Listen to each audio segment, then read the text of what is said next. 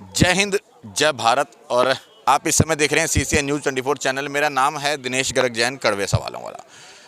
मेरे साथ एक पूर्व सैनिक भाई मौजूद हैं, वीर सिंह जी, जो कि भिवानी से हैं और पूर्व सैनिकों के आंदोलन में पहुंचे हैं अपनी मांगों को लेकर के कि किस तरह से सरकार, हमारा विषय रहेगा आज की सरकार जो पूर्व सैनिकों की जो मांग है OROP को लेकर के, MSP को लेकर के, डिसेबिलिटी पेंशन को लेकर, इन तमाम जो विसंगतियां हुई हैं या यूँ कहें कि जो पूर्व सैनिकों के साथ धोखा हुआ है, या यूँ भी कह सकते हैं कि पूर्व सैनिकों की पीठ में छुरा घोंपा गया है, तमाम तरह की बातें हैं आ रही हैं सामने। लेकिन सर से मैं बात करूँगा, जानना चाहूँगा कि सरकार किस तरह से जो है इन विसंगतियों को दूर करेगी। लगभग आज 66-67 दिन यहाँ पर बैठे हुए हो चुके हैं और 42-43 डिग्री टेम्परेचर के अंदर पूर्व सैनिक बैठे हैं।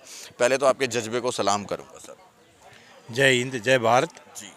मैं आपके चैनल के माध्यम से सरकार से ये कहना चाहता हूँ कि ये कमेटी को दोबारा से बनाएं और दोबारा से इसके ऊपर गौर करके जो समाधान संशोधन बता रहे हैं उसको किया जाए, संशोधन किया जाए इसके अंदर। क्योंकि वन रैंक वन पेंशन जिनका कोई हक नहीं था उनको मिली है ये, और जिनको हक था जिनका उनको नहीं दी है। जो भी जवान JCOs कम उम्र में पेंशन आते थे ये उनके लिए किया गया था, ना कि जो 60 साल पूरी करके आता है उसको दिया, उसके लिए था। कम उम्र वालों के लिए संशोधन बार बार इसलिए किया था कि भी वो उनकी पहले जैसे 375 पेंशन ही थी, वो पीछे से इस संशोधन में जो नए आते हैं उसके बराबर आ जाएं, इसलिए दिया था ये।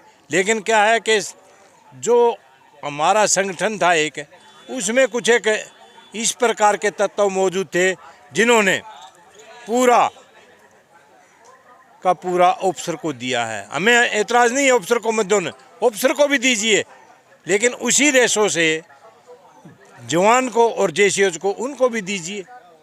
हम ज़्यादा बड़ी मांग नहीं कर रहे हैं, जो रेशो आप उनका बढ़ा रहे हो उसी रेशो से हमें भी करो। मान लिया एक,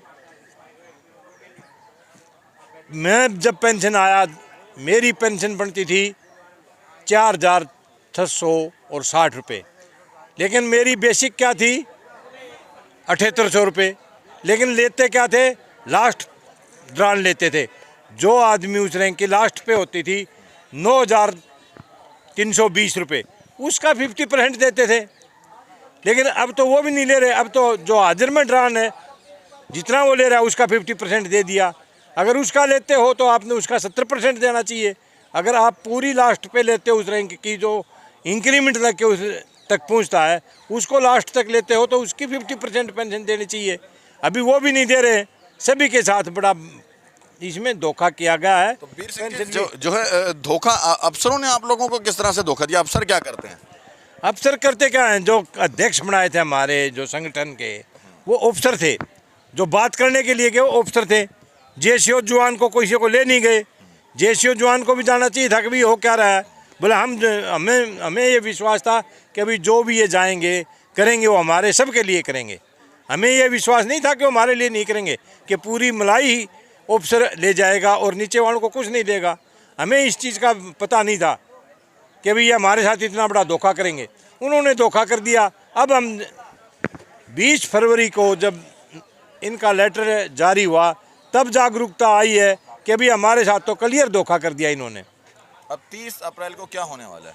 30 अप्रैल को ज़्यादा से ज़्यादा संख्या में हम डिस्ट्रिक्ट लेवल पर अपने जो सांसद हैं, चाहे वो लोकसभा के हैं चाहे राज्यसभा के हैं, उनके घरों पर जा कर के बातचीत करेंगे।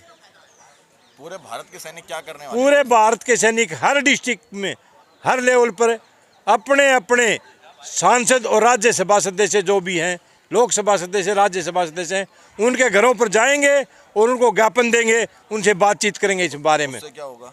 उससे तो कुछ तो समाधान निकलेगा। वो जाकर के हमारी बात को लोकसभा के अंदर भी उठाएंगे और राज्यसभा के अंदर उठाएंगे, तभी इसका दोबारा से समाधान होगा और कमेटी बैठाई जाएगी, तभी इसका कुछ समाधान निकलेगा। ऐसे नहीं निकल सकता। मतलब आपको लगता है कि 30 तारीख की कॉल से कुछ ना कुछ हलचल मचेगी सरकार में? सरकार में पक्का मचेगी। हम उसकी पूरी जोर से तैयारी कर रहे हैं और 30 तारीख को हमने ये ठान लिया कि हर लोकसभा सदस्य हमारे जो डिस्ट्रिक्ट का उसके और राज्यसभा का सदस्य उसके घर पर जा कर के हमें धरना नहीं करना है, उसको ज्ञापन देना है।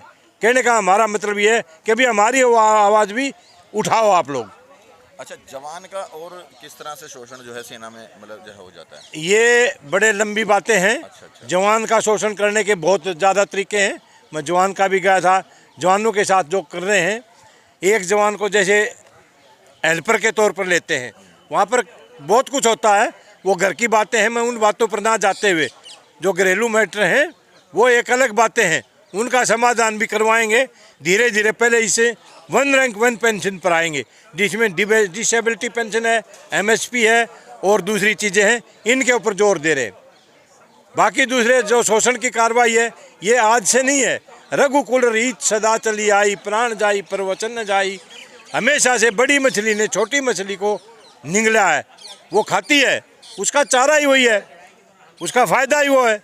बड़ी मछली नहीं खाएगी तो छोटी को नहीं खाएगी तो बड़ी का पेट नहीं भरेगा। लेकिन हमें इतना पता नहीं था कि इन बड़ी मछलियों का इतना बड़ा पेट है। मतलब जो अभी 1 रैंक 1 पेंशन दिया है, इसमें बड़ी मछली थी, वो बड़ी मछलियों को मोटा पैसा लेके वो इनको नीचे किसी को दिया नहीं, ORJCOs को। ये है इस मेरा कहने का अभिप्राय। मतलब अभी जो जवान और JCOs हैं वो परेशान हैं। जवान और JCOs परेशान हैं और सबसे ज़्यादा जवान और JCOs ही बॉर्डर के ऊपर रहता है।